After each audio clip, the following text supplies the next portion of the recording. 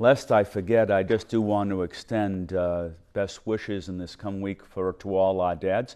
Happy Father's Day. My dad is here with me, so in case I forget, I've covered it today. Happy Father's Day. I also want to extend the warmest greetings and happy birthday to my mother. Wanting to live to see another life, I'm not going to tell you what age it is. Well, good morning, friends. So nice to be with you. You know, as we listen to this first reading, which I think it's very interesting, but if we could have the background, it might be a little more interesting to us as well. So let's see if I can kind of explain it as best I possibly can.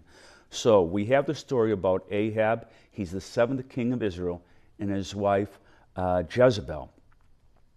And we hear this story where Ahab is the seventh king. He wants to have a garden or a vegetable garden outside of his property. But there is that neighbor. And so, reasonably, he goes off to Nabob and he asks him if he could either trade land or purchase it. Well, Nabob refuses because it's his ancestral land. Now, the king, rather than being just and understanding that the man had the right not to sell him or to trade the land, no, he goes back and he steams inside his house. He's very, very upset about this whole thing. Now his wife comes in and his wife hears this. And his wife probably thinks, you know, this is all I'm going to hear for the rest of my days, how he could not get the land. So she goes off there without his knowledge and goes off there and sets up a conspiracy against Nabob and has people say that he was saying horrible things about God and he was speaking against God. And so she was able to get them to go off and stone him to death, so then her husband would be able to get to the property. Well, it seems to me to be rather an extreme way to get property, don't you think? And it seems rather cruel itself. So why would a wife do something like this? Well, think about first the name, Jezebel. In our common culture, you know, what would Jezebel, when we call someone a Jezebel, you know, it's almost a character indictment against them, saying that they're immoral in how they do things inside there. They're pointing to this actually reading right here and what she had done. So we understand, this is what maybe we don't understand in this whole thing. How is it? Now, Ahab is the seventh king of Israel. We think of the various kings of Israel. Think of King David. You know, we think of the great lofty things that they've done inside there. And then we come to him and we think, you know, he had to have done some lofty things. But what happened along the way inside there? Well, Jezebel didn't worship God. She worshiped Baal, a pagan god as well. And over time, she was able to corrupt her husband and have him move from following the covenant with God, leading people to God, to going off there and to worshiping a foreign god, Baal. And so it is as a result of that, you know, he ends up in this situation. He will end up being killed in war.